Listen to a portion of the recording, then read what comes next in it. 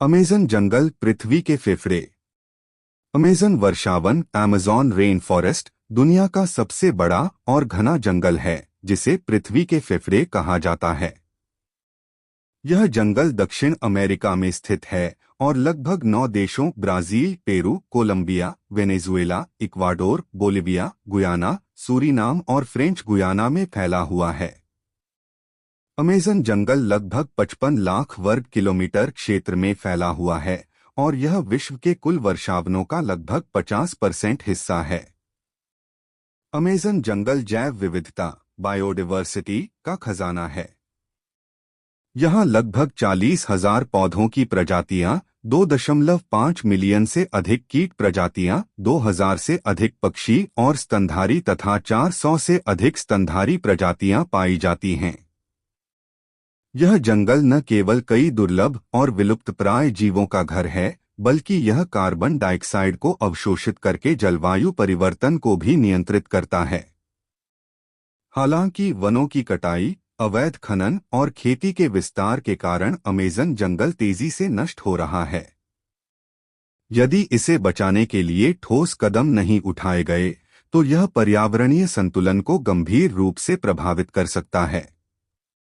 इसलिए इस अनमोल धरोहर की रक्षा करना हम सभी की जिम्मेदारी है।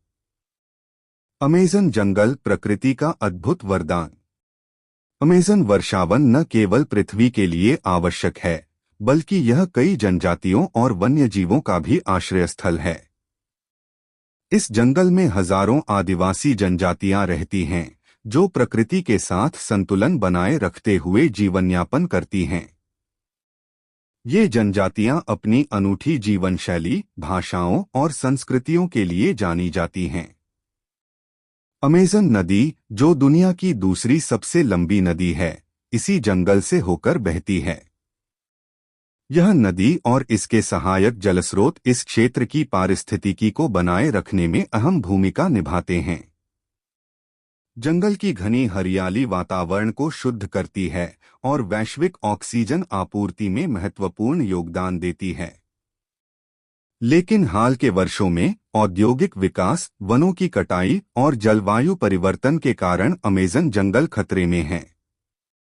तेजी से बढ़ती जनसंख्या और कृषि विस्तार के चलते हजारों हेक्टेयर जंगल हर साल नष्ट हो रहे हैं। यह न केवल जैव विविधता के लिए बल्कि संपूर्ण पृथ्वी के पारिस्थितिकी तंत्र के लिए गंभीर चिंता का विषय है। हमें सतत विकास और पर्यावरण संरक्षण की नीतियों को अपनाकर इस अमूल्य प्राकृतिक धरोहर को बचाने के लिए प्रयास करने चाहिए, ताकि आने वाली पीढ़ियों को भी इसकी सुंदरता और लाभ प्राप्त हो सकें।